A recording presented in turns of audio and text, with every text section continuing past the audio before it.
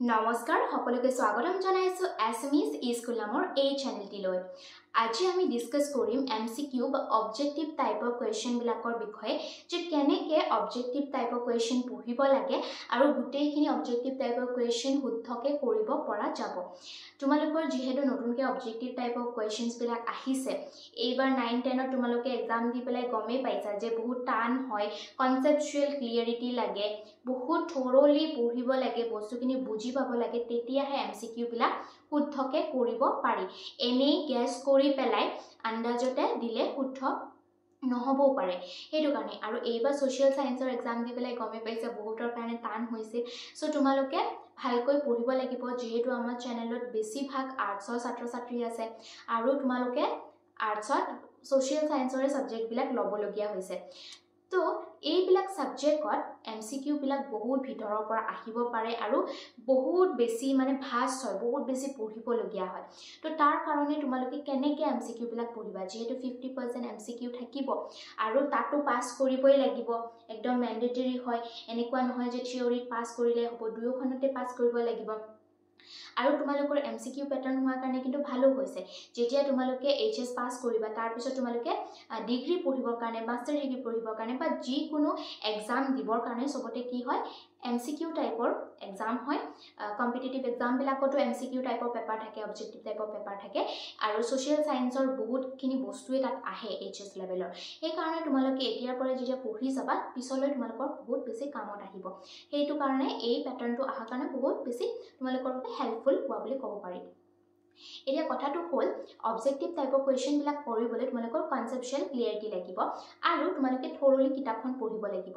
আগতে কি হৈছিল, প্ৰশ্ন উত্তৰবিলাকৰ কাৰণে তোমালোকে দীঘলীয়া প্ৰশ্ন উত্তৰ লিখিবলৈ তোমালোকে কি হৈছিল, নোটছ পঢ়িলেও হৈ গৈছিল, প্ৰশ্ন উত্তৰকেইটা পঢ়িলেও হৈ গৈছিল, তাৰ বিষয়ে তোমালোকে লিখিব পাৰিছিলা। কিন্তু অবজেক্টিভ টাইপৰ কোৱেশ্চন কৰিবলৈ তোমালোকে কিতাপখন হাতত তুলি ল'বই লাগিব, কিতাপখন একদম লাইন বাই লাইন পঢ়িব লাগিব। এনেকুৱাকৈ পঢ়িব লাগিব যে এটাও লাইন স্কিপ কৰা নাই, আৰু আন্ডাৰলাইন কৰি যাবা যি পঢ়া। তোমালোকে মাৰ্কাৰ ইউজ কৰিব পাৰা, কালাৰফুল তো হাইলাইটাৰ ইউজ কৰিব পাৰা, সেইবিলাক ইউজ কৰি আন্ডাৰলাইন কৰি পঢ়িবা ইম্পৰ্টেণ্ট পইণ্টছবিলাক।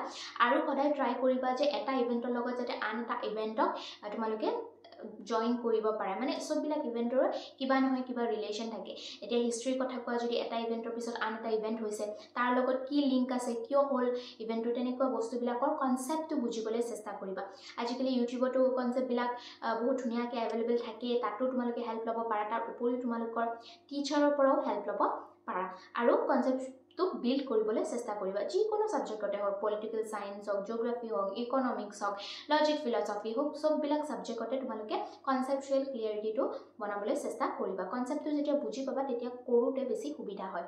আৰু কি হয়, আজিকালি ডিৰেক্ট কুৱেশ্যন নাহে যে কিমান চনত এইখন যুদ্ধ হৈছিল, এনেকুৱা ধৰণৰ কুৱেশ্যন নাহে। তাৰ ভিতৰৰ কুৱেশ্যন আহিব যে কিয় হৈছিল, তাৰ তলৰ কোনটো ৰিজন শুদ্ধ। আৰু এনেকুৱা কুৱেশ্যন আহে যে 3টামান ষ্টেটমেণ্ট দিয়া থাকিব 1 2 3 কৰি, তাৰপিছত ABCD অপশ্যনত দিব A 1 আৰু 2 ৰাইট, 1 আৰু 3 ৰাইট, 1 2 3 গোটেইকেইটা ৰাইট। এনেকুৱা ধৰণৰ কুৱেশ্যনবিলাক কৰিবলৈ আকৌ বেছি টান হৈ যায়। তাৰ কাৰণে তোমালোকে গোটেই টপিকটো ভালকৈ বুজি পাব লাগিব, তেতিয়াহে ভালকৈ কৰিব পাৰিবা। তাৰপিছত তোমালোকে যেতিয়া কিতাপখন পঢ়া হ'ব, তাৰপিছত তোমালোকে মাল্টিপল ৰিভিজন দিব লাগিব, কাৰণ বস্তুবিলাক পঢ়িলে, এবাৰ দুবাৰ পঢ়িলে মনত থকা যেন লাগে, যদিও পৰীক্ষাত যায় কেতিয়াবা আমাৰ কি হয়, কনফিউজন লাগে। কনফিউজনটো গুচাবলৈ আমি কি কৰিব লাগে, মাল্টিপল ৰিভিজন, বাৰে বাৰে বস্তুটো পঢ়িব লাগিব, তেতিয়াহে মনত ৰ'ব। আৰু তাৰ উপৰিও মাল্টিপল ৰিভিজন দিলেও ভুল হোৱাৰ চান্সেছ থাকে। সেই ভুল হোৱাৰ চান্সেছটো গুচাবলৈ তোমালোকে কি কৰিব লাগিব, প্ৰেক্টিছ কৰিব লাগিব। প্ৰেক্টিছ পেপাৰ কিছুমান এটেম্প কৰিব লাগিব।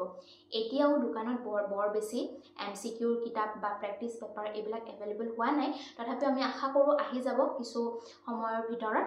আৰু যদি নাহেও, তোমালোকে টিচাৰৰ লগত আলোচনা কৰি পেলাই তেনেকুৱা প্ৰেক্টিছ পেপাৰবিলাক যোগান ধৰিবলৈ ক'ব পাৰা, আৰু তেওঁলোকৰ লগত আলোচনা কৰি চেষ্টা কৰিব পাৰা যাতে এই এমচিকিউবিলাক যাতে তোমালোকে প্ৰেক্টিছ কৰা। প্ৰেক্টিছ নকৰিলে তাৰমানে কি হয়, তুমি পঢ়াত পঢ়িলা, কিন্তু এমচিকিউ বা কুৱেশ্যনটো কেনেকৈ আহিব সেইটো যদি আইডিয়া নাথাকে, তেতিয়াও ভুল হোৱাৰ চান্সেছ বহুত ৰৈ যায়। সেইকাৰণে তোমালোকে প্ৰেক্টিছ কৰিব চেষ্টা কৰিব লাগে। আৰু অকল প্ৰেক্টিছ কৰিলেও নহ'ব, প্ৰেক্টিছ কৰাৰ পিছত তোমালোকে এনালাইচিছ কৰিব লাগিব যে কি ভুল হ'ল, কিয় ভুল হ'ল, কেনেকুৱা ধৰণৰ কুৱেশ্যনত ভুল হৈ আছে। সেই এনালাইচিছ কৰি পেলাই সেইখিনিৰ ওপৰত তোমালোকে আকৌ কাম কৰিব লাগিব। চ' এমচিকিউবিলাক পঢ়াটো অকণমান টান হয়, অকণমান কষ্ট কৰিব লাগিব। আগৰ নিচিনা এনেকৈ নোটছ মুখস্থ কৰিলে নহ'ব ঠিক আছে সো I hope তোমালোকৰ বাবে ভিডিওটো হেল্পফুল হ'ল আৰু যদিহে তোমালোকে এই ষ্টেপ কেইটা ফলো কৰা তেনেহলে একদম ধুনীয়াকৈ তোমালোকে MCQ বিলাক কৰিব পাৰিবা আৰু সফলতা নিশ্চয় পাব পাৰিবা আৰু তোমালোকক লগ পাম এনেকুৱা নতুন ইনফৰমেটিভ ভিডিঅ'জৰ সৈতে আজিলৈ এইখিনিতে সামৰিছো থ্যাংক ইউ ফৰ ওয়াচিং যদি ভাল লাগিল লাইক কৰিবলৈ নাপাহৰিবা আৰু তোমালোকৰ ফ্ৰেণ্ডছৰ লগতো ভিডিওটো শ্বেয়াৰ কৰিবা থ্যাংক ইউ